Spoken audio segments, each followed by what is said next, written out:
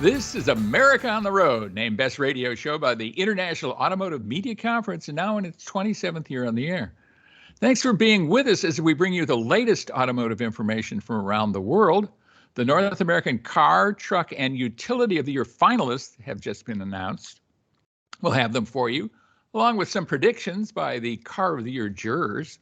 I've got some interesting thoughts on the industry in general. General Motors says its electric vehicle sales will be profitable in 2025, thanks to more than a little help from some of its friends.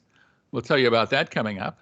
Some interesting new vehicles were introduced at the Los Angeles Auto Show that is going on now, and we'll have details for you. America on the Road is brought to you by Mercury Insurance and DrivingToday.com. If you're looking to save some money, you should switch to Mercury for your auto and home insurance. Californians save an average of $670 with Mercury, so imagine how much you could save. Get a quote today at drivingtoday.com/auto insurance.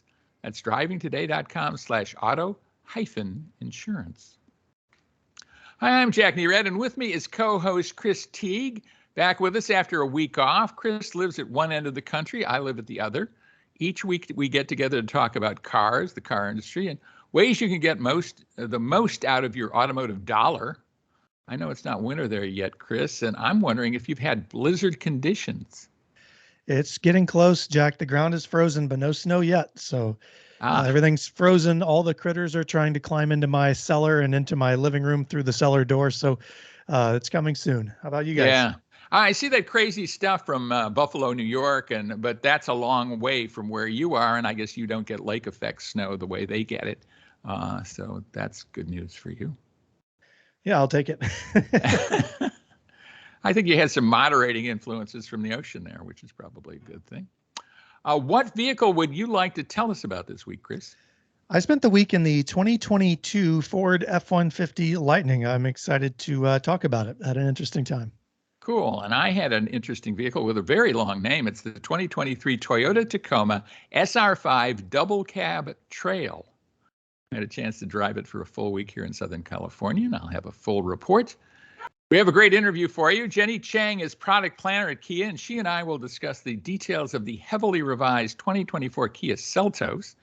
It promises to be much more exciting than before. I know you're excited about that, Chris. Before we do anything else, though, we'll be bringing you some of the most important auto-related news from around the world, so stay with us. With Chris Teague, this is Jack Nerad with you, and thanks so much for being with us right here on America on the Road.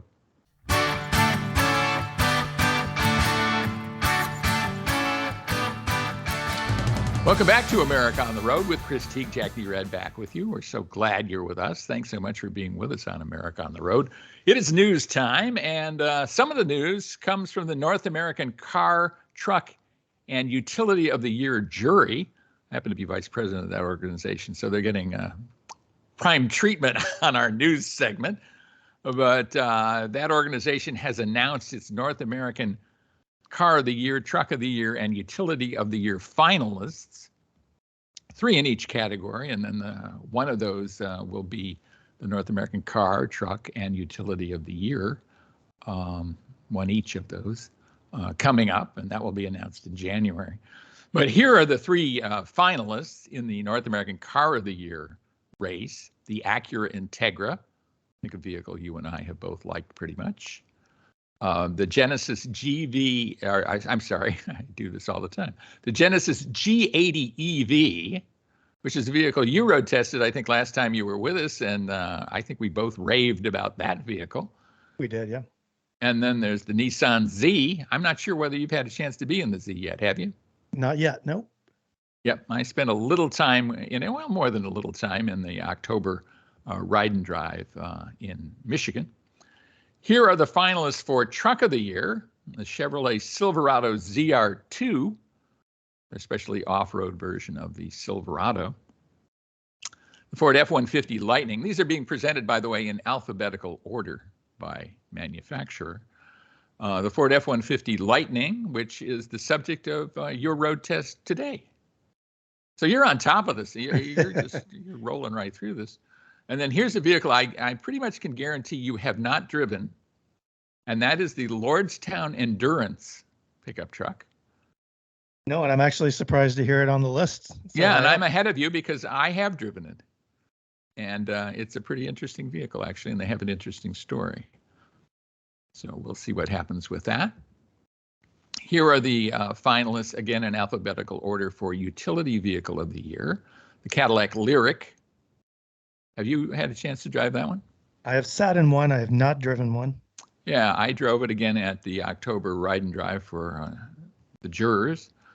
Then the Genesis GV60. Genesis has two vehicles in this competition this year. And the Kia EV6 is the final one. You've been in that, and I think you've road tested it for us fairly recently. As I say, the finalists will be announced, or the winners in each of these categories will be announced January 11th in Detroit. I will be there, God willing, to participate in that ceremony. So we'll see what happens. Any reactions to that?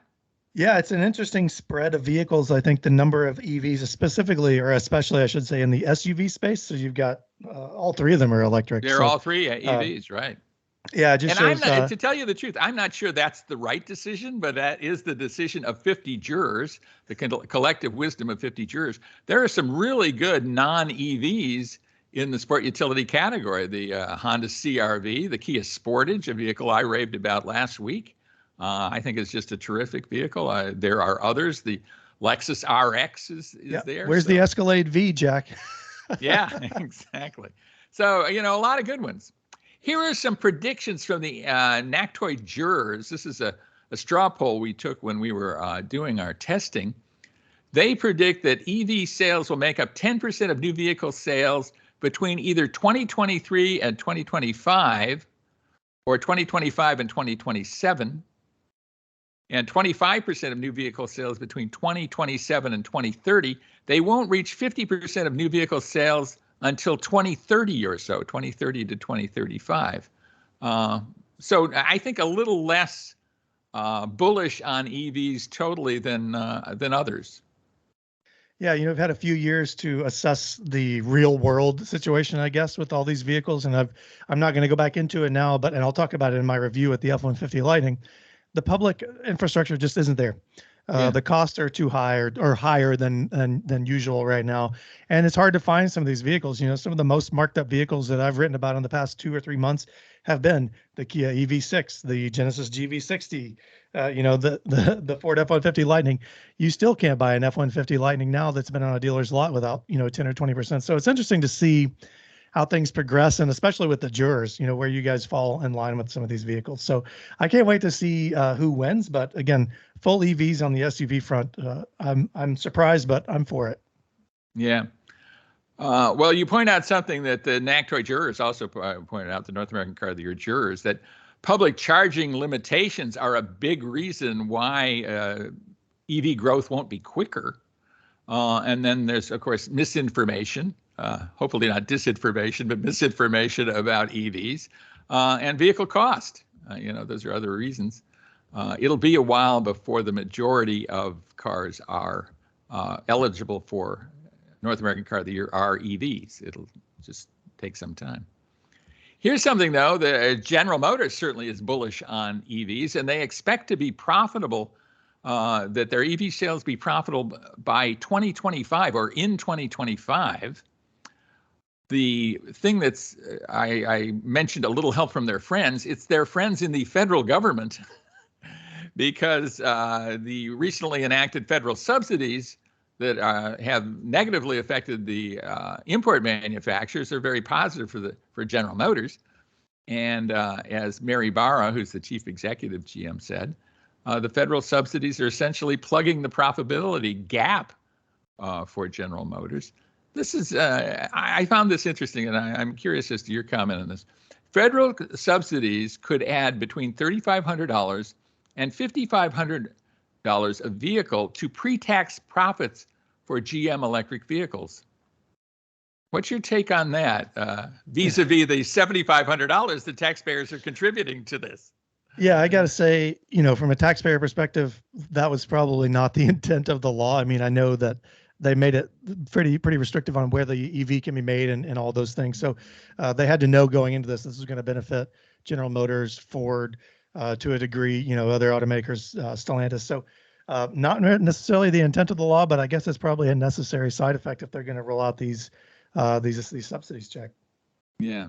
Well, the EV sales will be a kind of a pebble in the lake or something, or a few drops in the bucket is probably a better way to describe it in terms of overall profitability for General Motors, because their internal combustion engine vehicles are going to contribute most of the profit, certainly for this decade and going forward. In fact, their profits will drive the development of EVs, which kind of makes sense. You use the profit on the vehicles you're selling now to do R&D, research and development, and then develop new vehicles. But I just found that fascinating that that's what's going on with General Motors. Of the vehicles, and we teased this a little bit, so we should talk about it. The vehicles announced at the LA Auto Show, there's a new Fiat 500e, and kind of a reinvention, I think, of the Fiat brand in the United States as an all-electric. This will be exciting. What's your take on that? Pretty interesting concept vehicles they showed.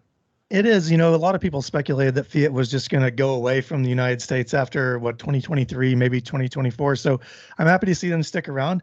I think for Stellantis, it's the perfect extension for them to sort of dip more than just their toe into the electrification pool, if I can say that properly, without damaging, the brand of the Hellcat or the performance brand. So no risk for Stellantis there. And for Fiat, it's great because they can sell their tiny cars as urban runabouts, which is what they were intended to be in the first place. So yeah, and as I say, pretty cool concept cars they showed there. We'll show some of that stuff on Driving Today. And Subaru debuted the 2024 Impreza compact car as a hatchback. It's a pretty good looking car. I don't think it's driving anybody crazy in terms of excitement, but it's always been a very strong car in the Northeast. I think you probably see a ton of Imprezas up there in Maine, huh? We had an Impreza wagon not too long ago, but it's exciting to see them bring back the RS trim. The sportier version of this car still gets CVT transmission, and it probably won't be the most exciting thing to drive, but they're giving some of the feeling back with that trim. And I like the wagon body style of the Impreza better anyway. So good for them. Yeah, I think you and I are hatchback fans. I certainly like the utility of that versus a sedan and with a conventional trunk. And I think they'll do a good job with it. This was the only global debut at the Los Angeles Auto Show. It shows how things are changing. Of course, Toyota announced the Prius, the all-new Prius, the night before, and had one at the show, but did no press conference there. So that's another exciting view. And I can say that the new Prius is good-looking and pretty exciting in a lot of ways. So thumbs up for that. So that's what we saw at the LA Auto Show. That's our news for this week. And when we come back, we're going to have a couple road tests, including the Ford F-150 Lightning. And I was driving a Toyota Tacoma. So we'll tell you all about both of those when we come back. Stay with us right here on America on the Road.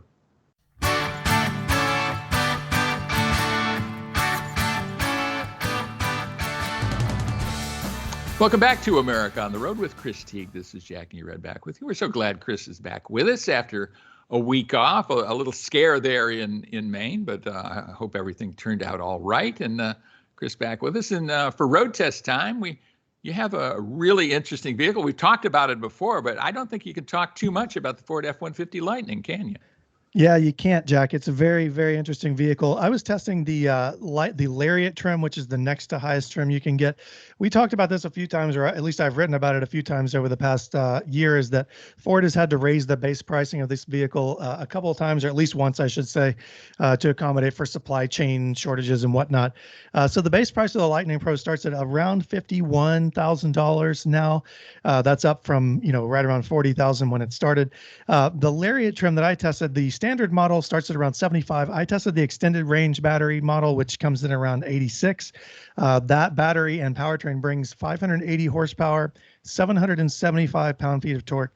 It's got a 131 kilowatt battery. The standard range model is about 240 miles. The extended range is 320. Jack, I want to get your feeling for this. You've driven the Lightning. Have you driven both batteries or only one or the other? Which one did you get to drive? I have driven several editions of the Lightning. I've had one here at home. I drove a couple on the event. I'm going to get another one in about 3 weeks' time. I guess I can't tell you unless I'm working off into the future what that's going to be like. But I frankly can't remember off the top. I have a feeling they had the longest range batteries are the vehicles that I drove. All right. Well, the point of me asking that is the acceleration here. So if you've never driven an electric vehicle at all, or an electric truck for that matter, putting your foot down in an F-150 Lightning is a jaw-dropping experience. You can feel the blood sort of moving from the back towards the back of your head. Some people, if they're unexpecting, it can be very shocking. I realize that's not the point of a pickup truck like this, but it's just a fun party trick. It's something I thought I brought up as the reason why I wanted to get a feel for you here. We could talk about charging, Jack, and I think this was one of my biggest experiences with this truck was with charging. So using a 240 volt outlet, so a level 2 charger you'd have at your house, 13 miles of range per hour if you leave it charging at home on a level 2. If you're at a DC fast charger, you can add 54 miles in around 10 minutes. So I'm sorry, 54 miles. I didn't write that down right. You can add much more range than you can with the level 2 charger at home. So here where I live in the Brunswick Mid-Coast, Maine area, we've got a couple of chargers, one of which is located in the shopping center where I go to grocery shop. The truck's navigation picked it up, takes you there. It's an EVgo charger that doesn't work. Jack, I'm sure you've seen this many times before. Calling EVgo, they said, "Oh, we had no idea that it was not working, but we have no plans to fix it and no idea when it's going to be fixed." So I ended up charging for the week on a local Nature Conservancy 240 volt charger. So just to drive home the point of the infrastructure is not there. The infrastructure is definitely not there. So inside, there's a 12-inch display that comes standard. My test truck had a 15.5-inch display. Sync 4 Ford's infotainment software. It's fantastic. It's colorful. It's responsive. It doesn't take more than a couple of taps to accomplish almost anything in the system. So you can drive the truck and not be overly distracted trying to change a radio station or set your climate controls. And when you're parked, and my kids love this, it has a sketch pad on the screen so they can draw with their fingers while we're waiting at dance class or while you're charging at a level 2 charger at 13 miles per hour. Are they waiting for you while you're in your dance class? Is that what's happening? I'm waiting on them while they're in their dance class. So that's it. So the Lightning comes in a crew cab. It's got seating for 5. If you've ever been in a modern F-150, you'll recognize that this is a very cavernous, very large space. Jack, I always talk about how tall I am. It's kind of irrelevant here because I could be 10 feet tall and probably still have enough room in the back. For the kids, that's probably an exaggeration. But at 6 feet tall, there's more than enough room for kids' seats with my seat adjusted the way I like it. Plenty of luxury features here. Again, for almost $90,000, you could probably expect that. Jack, I can't say enough about this truck. I feel like it's a finished product. It feels cohesive. It feels like it's ready for prime time. There's a little bit of difference in the way it handles. The batteries do make it feel a little heavier and more swaying when you're going around corners and things. But for a first effort on a full-size electric pickup truck, I think they did a great job here. I think it's a terrific vehicle. I think it's the odds-on favorite to win North American Truck of the Year. I'd be surprised if it didn't. I think every juror would probably be surprised if it didn't. It's a terrific vehicle. It's expensive. I don't know that it's a heads-up replacement for a gasoline-powered F-150. I think there's maybe more utility in the gasoline-powered version, and certainly more utility per dollar. But heaven knows, it's a really good effort. Yeah, I think long distance towing and maybe towing in general might be the biggest selling point for the gas truck at this point in time, but the electric is definitely coming up. Yeah. And I think if you do cross country towing, you'll really want the gas version instead of the electric. Although the electric is prime for towing. I mean, they have spent special effort on towing on that thing. So I have towed a giant trailer with one all by myself. So I know it'll do it. Well, I had a vehicle that is the dominant midsize pickup truck, and that's the Toyota Tacoma. It has been the dominant midsize pickup truck for a long, long time now. Burger King used to say, "Have it your way," and Toyota does the same with the Tacoma.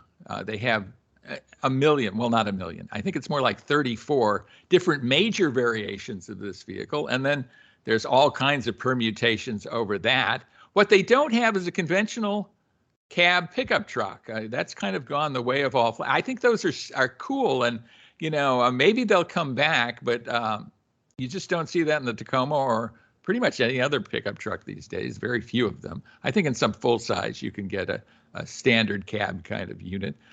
They have 2 4-door 2-row variants in Tacoma. One with rear hinge doors and a kind of a suicide type rear hinge door, tiny one, to allow backseat access to a very small backseat. That's the access cab. And then the double cab has more conventional rear doors and more room back there. They come in long and short wheelbase versions. So that's kind of the general take on Tacoma. Comes in 6 different trim levels: the SR5, that's probably the most popular, the TRD Sport, TRD Off-Road, the Limited, and the TRD Pro. What I was driving was a riff off the SR5, and that's the Trail Edition. They introduced this first in 2021. It came back in 2022, and they've upgraded it again for 2023 with some good stuff. In fact, it's got a lift of 1.1 inches because it has taller coil springs now. They took off the front air dam, giving it better approach angle, which is good. You just knock off the front air dam if you were going off-roading before. So it seems wise that they took that off. The rear suspension has been lifted 1/2 inch. So there's a spacer between the rear axle housing and the leaf springs. So it's just, sits a little higher. Breakover has been improved a little bit. This I thought you'd be excited about because I know you're a Bronze Age fan, and it has bronze finished wheels with a little wider track width and all-terrain tires. So that's good. You're going off-road. All-terrain tires are excellent. It has borrowed skid plates from the TRD Off-Road. So again, off-roading kind of thing. Electric locking rear differential, standard. And there's a 120 volt power outlet in the bed for powering stuff if you need to. So I think this is a good version of this vehicle. It has the optional 3.5 liter V6, which is the engine you should get. Why they're still offering the 4-cylinder, I don't know. I'm talking a lot about this. I'd love your opinion on the Tacoma. I know you're a Toyota fan. I like the Tacoma. I actually just advised my father-in-law to buy one a couple of months ago. Some complaints about the outdated technology. The seating position does not work for me at all, but that's not just me. I think a lot of people. Is he 6 feet tall too, or is he shorter? He is just about the same as I am. Yeah. There you go. Well, I think all in all, it's a capable truck. As you say, there's several different variations. I used to make fun of, or at least note, that American automakers offered, 1,000 different a la carte options, and Toyota used to have 4 trims. And if you liked it, you could get whichever trim, you want a sunroof, you get the LE or whatever. But so that's kind of shifted a little bit. So it's interesting to hear there are so many variants, but I like the Tacoma. It's just a few small complaints away from being an excellent, fantastic truck. Yeah. You do mention that it is long in the tooth, and it was introduced in this form in 2015 as a 2016 model, so it's due for a change fairly soon. And I'm always kind of iffy about buying a vehicle right at the end of its model life, but they have upgraded this, and it's still the best selling in the class. So people are liking what they're getting there. It has a 6-speed manual transmission or a 6-speed automatic in the V6, so you have that going for you. And as I say, 4-wheel drive. And with 4-wheel drive, its fuel economy is about 18 miles per gallon in the city, 23 on the highway, and 20 combined, which isn't too bad, really, for a truck. The infotainment technology is better than before from Toyota. It's not to say it's leading edge, but it certainly has improved. It now includes Android Auto, Apple CarPlay, Amazon Alexa compatibility. And you get a 3-month trial of Sirius XM. So should you like it, you want to hear the ball games or your favorite music channel, the Pearl Jam channel, say, or something like that, you're allowed to do that. 8-inch touchscreen display. And then overall, if you get the double cab version, there's reasonable room in the back seat. If you get the access cab version, the back seats are pretty much occasional seats for emergencies only, and lockable storage. So all in all, I think they've done a good job with the Tacoma, and the Trail Edition I think is a good one. Kind of nicely priced, right around $40,000 with a lot of good off-road stuff, but not nearly as expensive as the TRD Pro. I think we've got a couple winners here, don't we? A couple of great pickup trucks. I agree with that. So there you have it for our road test. And when we come back, we will have an excellent interview for you. Jenny Chang is not only a delightful person, but she's a product planner at Kia. And she and I will discuss the details of the heavily revised 2024 Kia Seltos. It's more exciting than you think, Chris. It's kind of got to be, maybe, but it's more exciting than you think. So stay with us for that. This is Jack Nerad with you, along with Chris Teague. And thanks so much for being with us right here on America on the Road.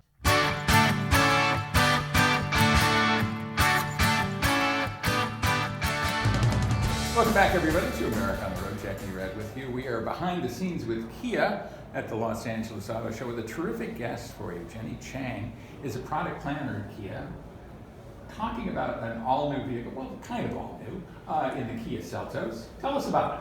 Yes, absolutely. Thank you so much for this opportunity to showcase our facelift Seltos. It's going to be coming out in the first half of 2023 as a 24 model year.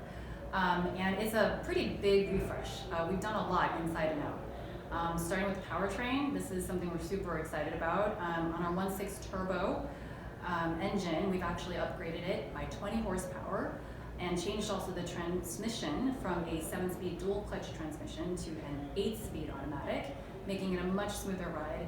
So more conventional torque converter type automatic transmission?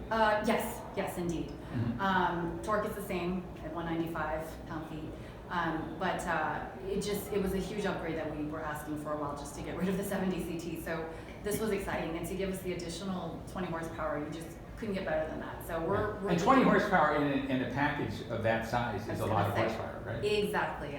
As far as the segment is concerned, that's pretty much like leading the segment in many ways. So we're excited about that. And then the design. It was already a pretty good-looking car, and now we made it even more gorgeous to look at. Starting from the front, we redesigned it so that it just had a lot more of this streamlined and advanced look. Gave it a beefier grille. It still has this awesome signature lighting that goes across. We call it the star map lighting. And then we're giving it projection LEDs. That's going to be available, which previously wasn't. So the whole look is just a nice upgrade from the outgoing model. And then if you go to the rear, same thing, we changed the lighting. It's amazing how much they did without changing the sheet metal. And that's why it really just almost feels like an all new. They did a great job with the rear tail lamps, going across the tailgate. So that's the outside. And speaking of the tailgate, one of the bigger features we've added onto it is our power tailgate option. So that's going to be available on a sunroof package that we put on our top SX trim. Power tailgate was a big ask. A lot of folks were, requesting. And yeah, I mean, it's so convenient to have that. It's great. Once you've had it, you can't really do it without it, can you? Absolutely. Yeah. So we have that. And then I would say the biggest theme for this facelift is the technology. And you will see it once you step inside. It is, I think, the first in the segment. It has a panoramic display. So this essentially is two screens, dual screens, that are 10.25 inches each for the cluster, as well as our Navi screen. And the way they're positioned, they don't really look like two screens, right? It looks like a kind of a continuous screen all the way across. Well, that's the display. Yeah, it's all on one display, but they have the two different screens on each of them. So that's available on all our Navi-equipped trims. And of course, packed with all the Kia connected features. We have available the digital key to touch. That's one of our newer features. So that's launching on Seltos. That's all new for Seltos.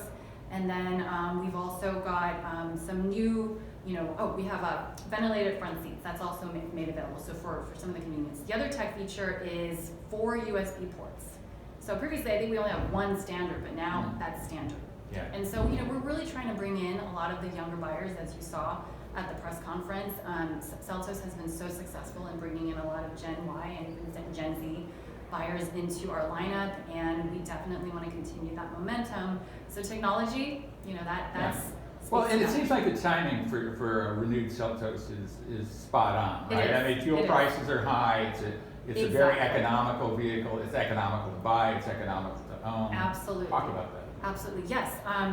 This is like a gateway model for us. It is of all our SUVs with all-wheel drive, it is, the most affordable of all of them. And it continues to be positioned above Soul and below Sportage. But for those buyers who, they don't really want the size of a Sportage and they want all-wheel drive, Seltos is perfect. Yeah. Well, Sportage has gotten bigger too, right? And Sportage has gotten bigger, exactly. So now, this positions Seltos even more uniquely and perfectly for those who don't need such a big, large package in Sportage.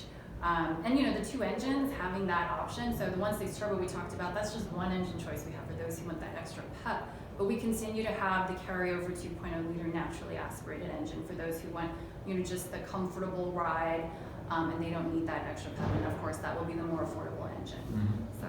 And fuel economy of those two, which is the better fuel economy? Definitely the 2.0 liter will have better fuel economy. We don't have those numbers officially out yet for the facelift, but we'll get those out, as soon as everything is certified. But yes, of the two, to your point, the 2.0 would be for those who want a little more MPG. Mm-hmm. Yep. What are some competitive vehicles? What do you look as your competition in that? Yeah, this is like the biggest or fastest growing segment right now. After the Sportage segment got maxed out, everybody started finding the next, white space, if you will, and this was at the entry CV. So lots of players. I would say of the top performers that we keep an eye on, Subaru Crosstrek is up there. We have Honda HRV. Of course, we know they have, their new model just came out. And of course, the domestics, GM with the Chevrolet Trailblazer. They have an all new Trax coming out, which was a big surprise to us. But Trailblazer is definitely another one we're looking at being new. There's a lot of newer models in there. I'd say those are the top three that we're keeping an eye on. Of course, there's also the Corolla Cross, from Toyota that just came out. A lot of new players. The Asian imports are always ones that we keep an eye on, mainly because we're kind of part of that pack. Well, and you have quality and dependability stories going for you. You have a lot of value stories going. That's right. A lot of good things going on, right? That's right. We're really proud of what we've been able to accomplish for the lineup and brand. And for Seltos, we were able to hit, I think, for 2022 TSP, rating. And so, we're going to continue to shoot for that. Top safety picks. From the IIHS, IIHS. Insurance Institute for Highway Safety. You got that. I'm so glad you're able to roll that off your tongue. Clearly, I'm all doing it for a while. Yes, thank you for articulating that. But yes, safety is a big deal, and I forgot to mention that that's still part of the new Seltos, and we added this one we're really proud of, cyclist detection for our automatic emergency braking. That was not previously standard, so and you had to buy like the top trim to get cyclist detection. So now we're making that standard. It's more, again, just pushing the story of safety, which everybody is looking for these days. Right. Who buys Seltos? It strikes me as a perfect urban vehicle, but you tell me who the Sure. Yeah, so we do have quite a few young buyers. I would say right now, Seltos is leading the segment with the youngest buyers, the youngest average age. So we have folks who are mostly couples and singles because, it's not, even though it could accommodate, let's say, a small family, a one-child family, it's not really a family car. That's what Sportage and our larger SUVs would meet. But it's couples and singles of the younger age set, but also we do have... I know where you're going with this. Yeah, the older, MT nester, retirees, folks who don't have, kids. There's that set too. And that's just a phenomenon we see in this segment because they want the SUV body style for, the safety, the higher ride height, the comfort, but they don't need the size. Yeah. And so Seltos completely fits that bill too. So we kind of have both of those.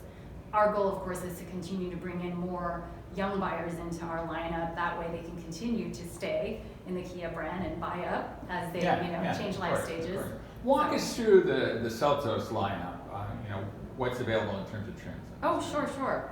So the current lineup is we start with the standard all-wheel drive LX trim, And then as you move up, so for the 23 model here, okay, we've got the S above that, and then that's followed by an EX trim.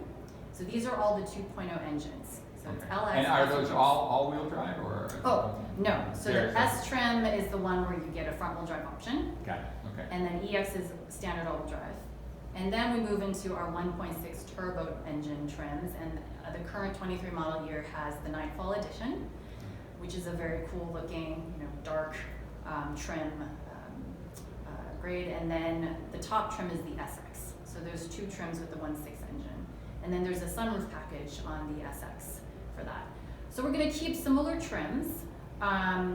We are actually going to introduce an X-Line. Okay. So in lieu of the Nightfall Edition, we're going to have an X-Line to, So no Nightfall. That's been out sunsetting that for a while. It's been out for a couple years now. So we figured, Celto's never had an X-Line. Our other SUVs do. And it makes sense to bring that to, continue sort of that message of capable SUVs. While it's mostly cosmetics, it still gives it that nicer, outdoorsy look to it, that rugged look to it. So, we're going to continue that appeal by adding X-Line to the Celtos. You get that appeal, that visual appeal, without the expense of a lot of stuff that you probably wouldn't use. Or I think that's one of the value stories there, right? Yeah, and who knows what the future holds. We may, change that up later on for Celtos if we see that there's a need and people are willing to pay for that. But yeah, Is there a desire to do a Celtos going forward that would be even more off-road oriented? That's something we always talk about, given, a lot of that interest right now in the U.S. market. It seems like, Yeah. So, it's not off the table. We'll continue to look into that. At the minimum, we'll have concepts coming out, if not a production vehicle, but, capable SUVs, that's what Kia's lineup is about right now. And, we want to see what we can do and explore in that arena.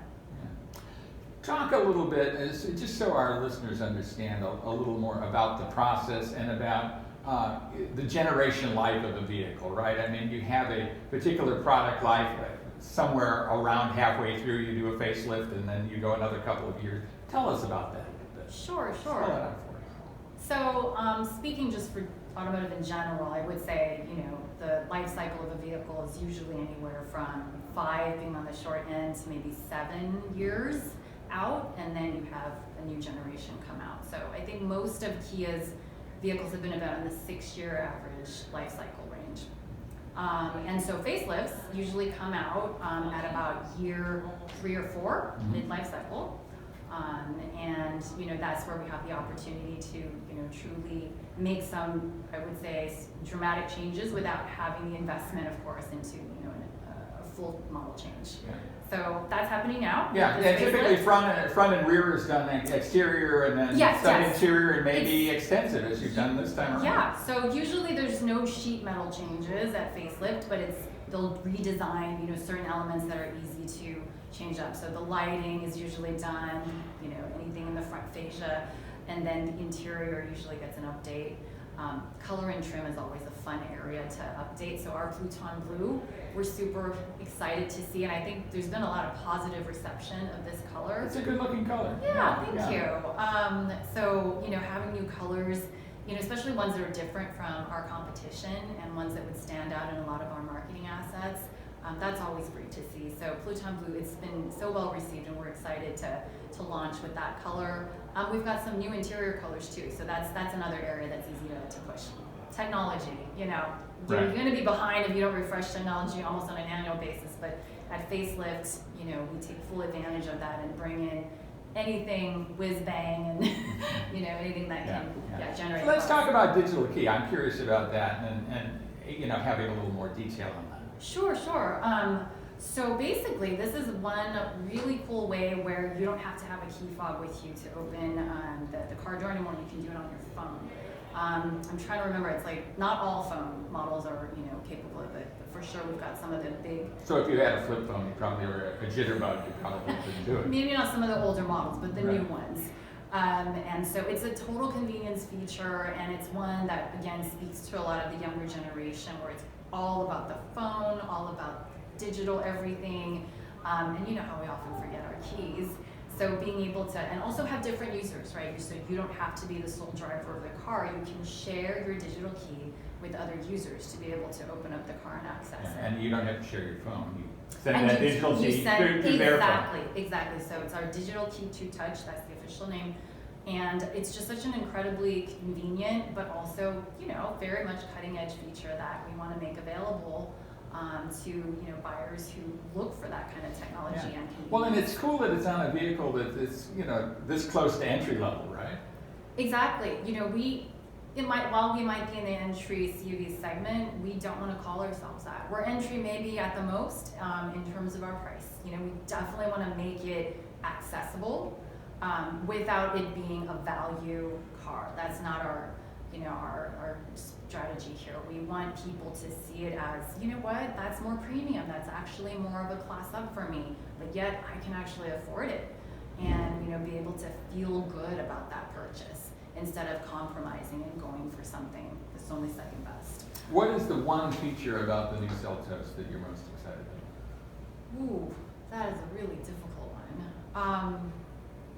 I would say that panoramic display. Mm-hmm. Yeah, because it just looks so cool to go in there and see this really big screen. Okay, wait, I have a second one. You're allowed to. Yeah. I can't. No. I was just thinking about it right now. The other very cool one really is, just because I've worked on it a little bit, is just the powertrain enhancement, you know, because, you know, having a car that's also fun to drive in this segment, that's also, you know, normally not part of this class. This is not about performance entry CUVs, but again, we're offering that because we want to define the segment for the buyers. And so to have something at 195 horsepower, you know, is pretty awesome to have it in this class. So those two features, I would say, we're very proud of. Well, awesome. Oh. Jenny Chang, thanks so much for speaking with us. We do appreciate it. Thank you. My pleasure. And stay with us, everybody. We'll be right back right here on America on the Road.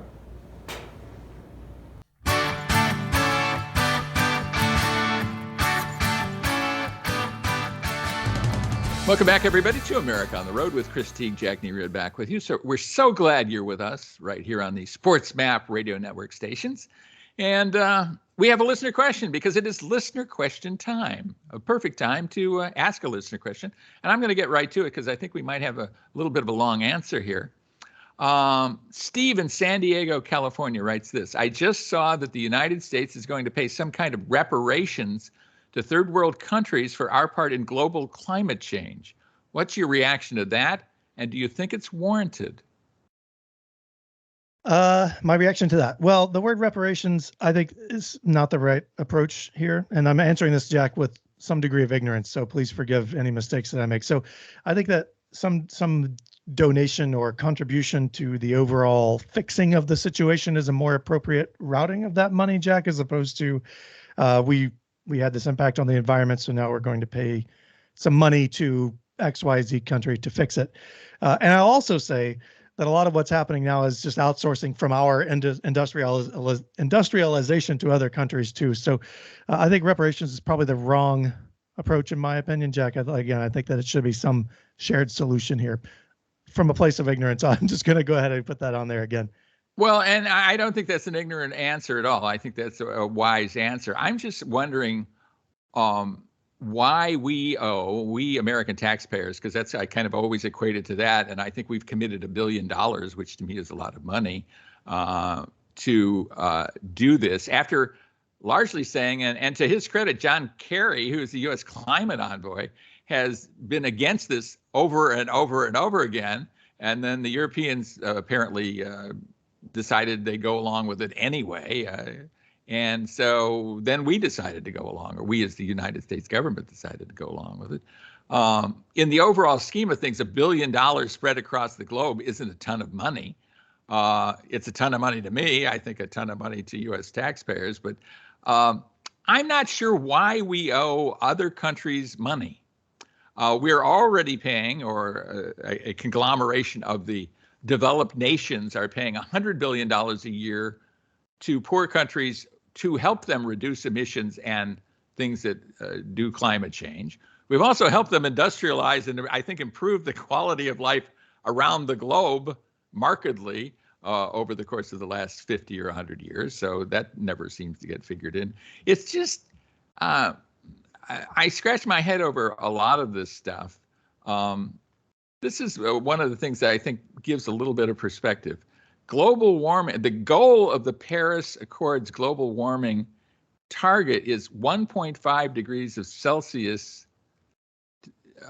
to limit global warming by that amount, 1.5 degrees Celsius, 2 degrees, compared to pre-industrial levels, which I'm not sure how you figure, because pre-industrial levels have gone like this. The middle of the country used to be covered with ice, right? So I think there's a lot more than meets the eye here. And, that's my take on this thing.